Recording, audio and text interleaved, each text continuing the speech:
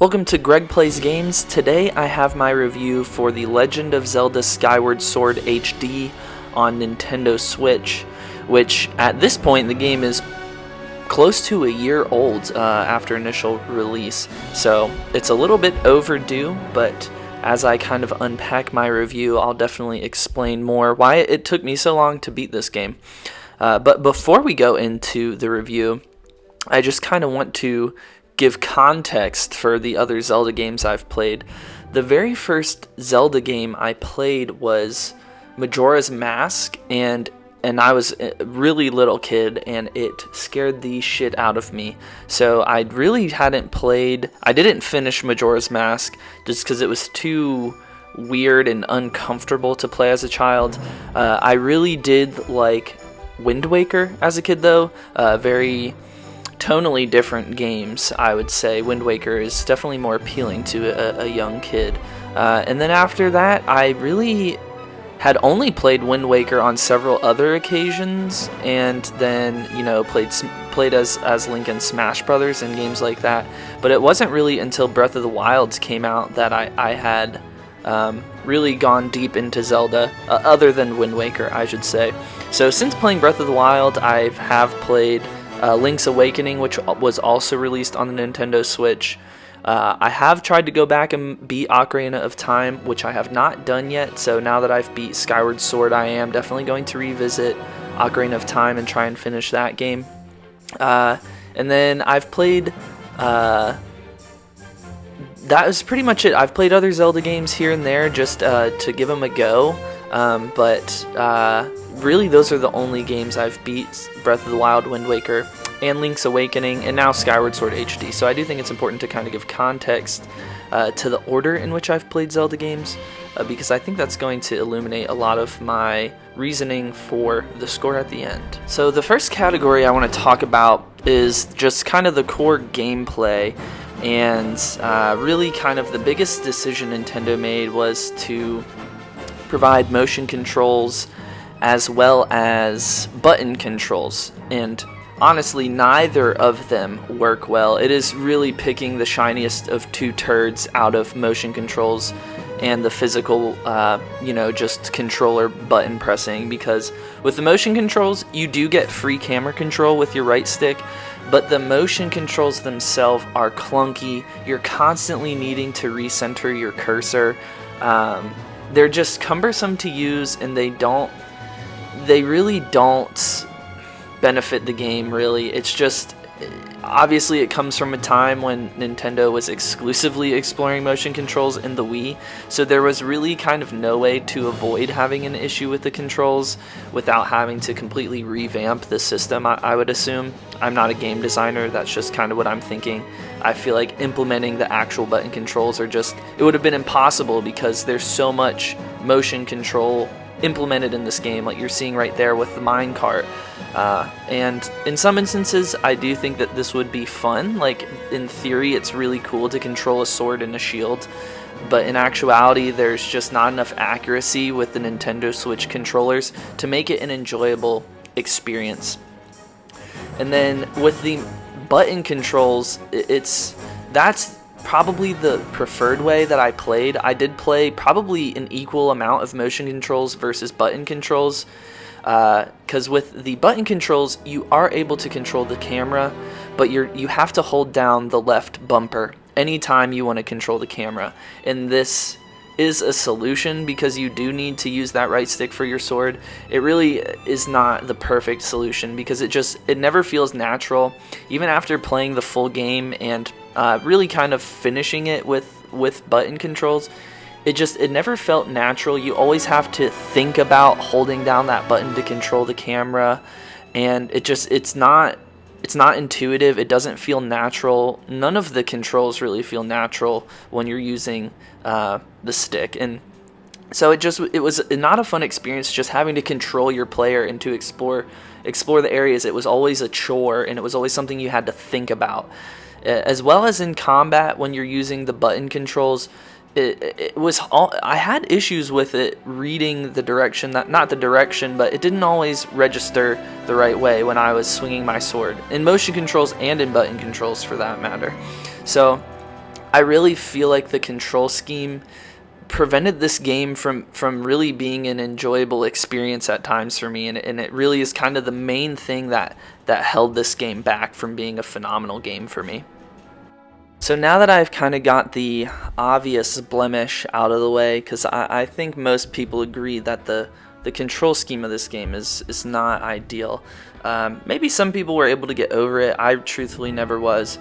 But I really do want to kind of talk about the core gameplay, because I feel like there are a lot of people, especially younger people, who Breath of the Wild was really their first Zelda game.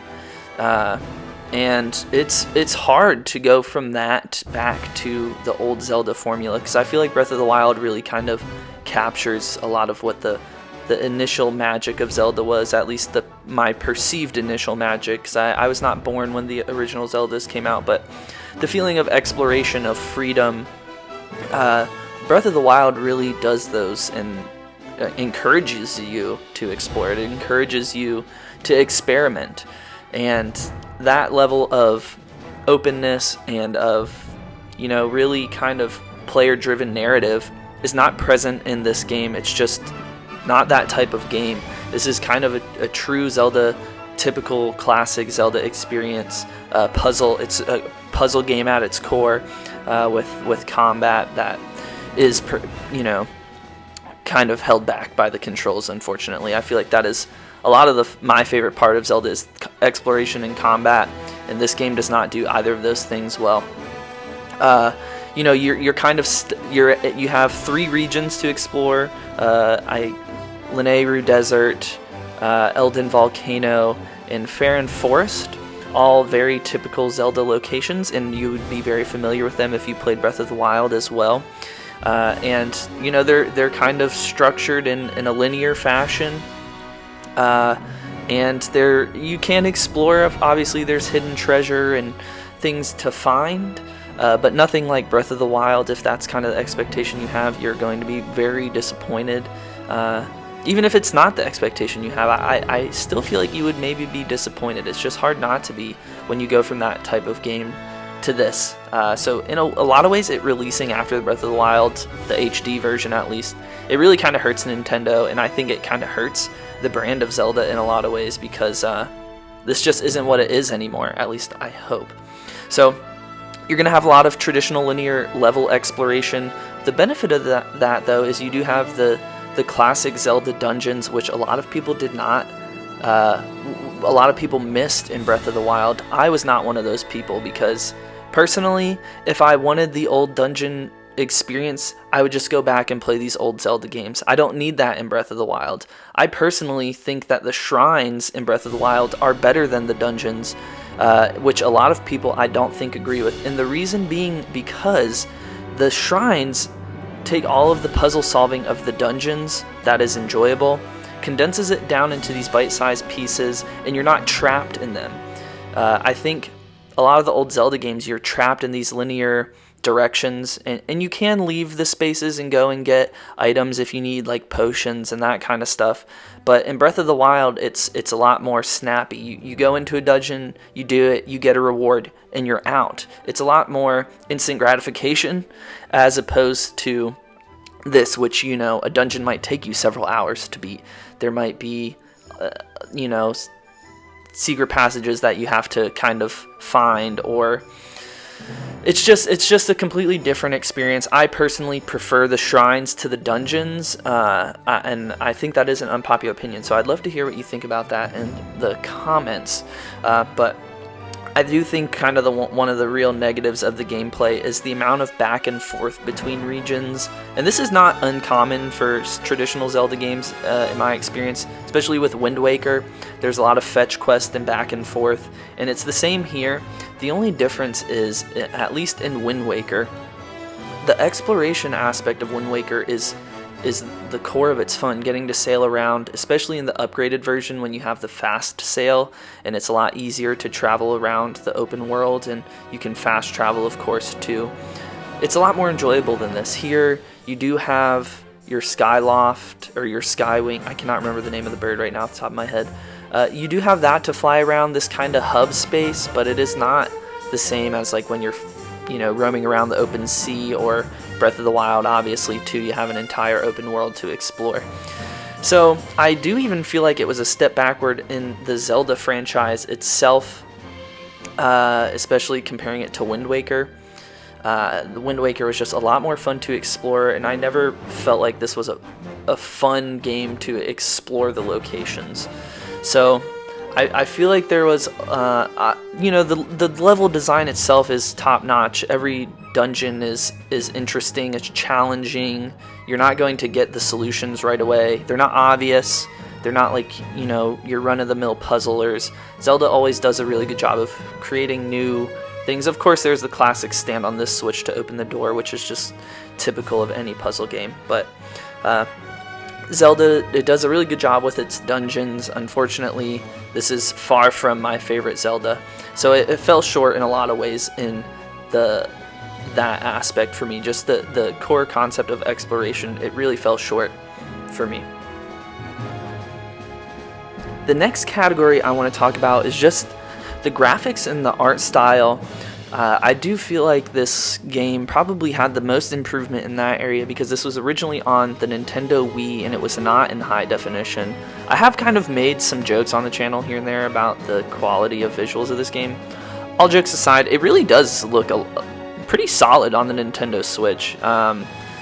It runs very smooth, so that is no complaints in that department. The visuals and the art style are subjective, but I personally think that it's phenomenal. They always do a really good job of creating an engaging art style. I feel like this is kind of the perfect mix between Wind Waker and Twilight Princess, where it's kind of this happy medium between semi-realistic and gritty versus very bright and colorful. It obviously leans a little more on that end of the spectrum, but it does kind of seem like Nintendo, after Wind Waker and Twilight Princess, were like, okay, we need to find some middle ground here. And I feel like they did a good job of achieving that. So, graphics and art style, Nintendo did a phenomenal job, of course. And I'll just throw music in here as well. Zelda always has incredible music. I've had a medley playing this entire review, which will continue throughout. Just great music, iconic music as well. So from an art and art direction perspective, phenomenal game in that sense. The next two categories I want to talk about are the atmosphere of the game and then just kind of the general creativity. I do feel like the atmosphere of this game, it would have been so much better if the controls weren't such a hurdle for me. I feel like because of the controls, they really kind of pulled me out of my full enjoyment for this game, like I mentioned before. So that really kind of took me out of the atmosphere and prevented me from really connecting with the characters in the world and the story. I was just frustrated and always just kind of cussing at my TV and controllers because something didn't play out the way I wanted to, or I couldn't get the right viewing angle to solve something. It was just a frustrating experience. I would love to know if you guys kind of had that too.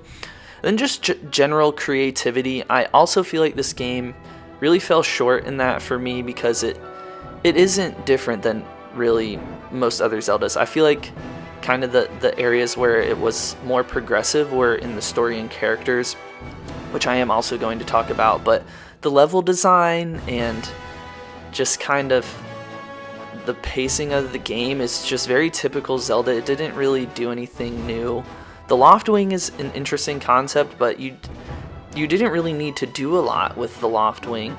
There's a boss fight or two, and there's a few challenges, but as far as, it just was kind of this medium to get from point A to point B in the open world, and there wasn't a lot of engaging things to do. I feel like at first it was kind of exhilarating to fly around as the Loft Wing.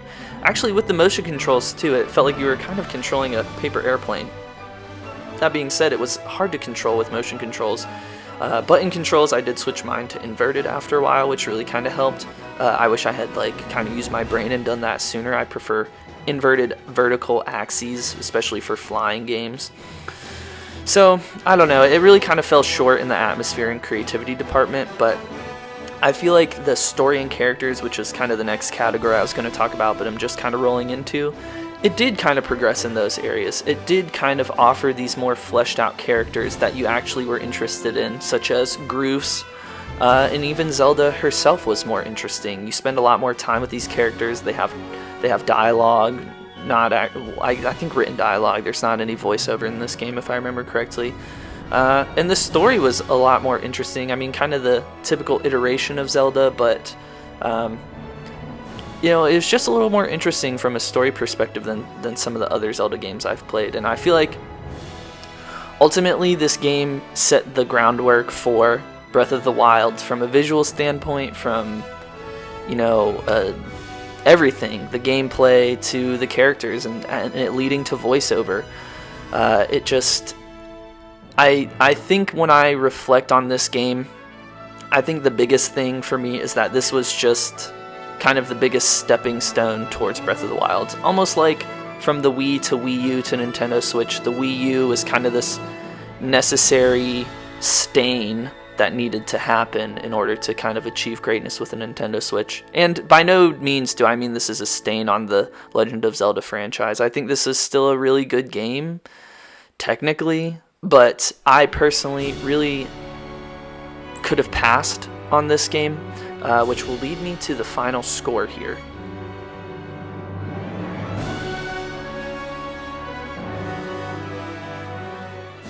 So my final score for the game is a 7, dead even down the middle. Normally I include decimals, but it just kind of worked out this way for it to be a 7, which I think this was a good game. It was not a great game. I think the main thing I've already touched on was the control scheme. I think a lot of people would have really kind of played this game and really enjoyed it if it were just kind of standard control schemes. You didn't have to use a right stick to control your sword. You press X or you press Y and you attack. I genuinely think that would have made this such a better game.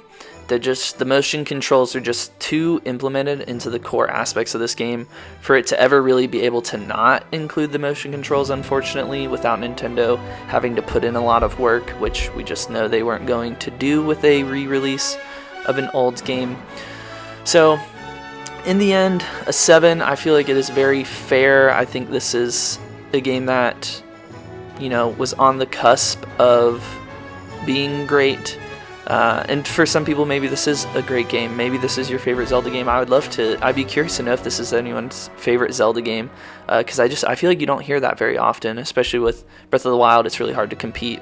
And I do feel like a lot of the appeal of Zelda is nostalgia, and I really just don't have nostalgia for the Nintendo 64 Zeldas. Mine is really with Wind Waker. That is not my favorite Zelda game. Breath of the Wild is. I mean, Breath of the Wild completely smokes these games as far as I'm concerned. All the Zelda games, as far as enjoyment, exploration, what I want to experience in a game, and what I think a Zelda game should be. So let me know what you guys think if you played this game. I would really love to know your thoughts on the score, and thank you for checking out this video. I will see you guys next week. And then I do want to touch on, I did kind of do this review different than I've done a few of my other reviews. Typically I provide a score for the different categories I talk about. I didn't include that this time. I just kind of give the score at the end. So I did get some feedback on Teenage Mutant Ninja Turtles from a subscriber / commenter who requested that I kind of added some context to my reviews, and I thought that was a great idea. So I tried to do that at the beginning, and I tried to kind of give a more streamlined scoring system so that it's not like, oh, he gave a score for this. It's just at the end, this is the score, and the video is my reasoning. So let me know what you guys think, and see you guys in the next one.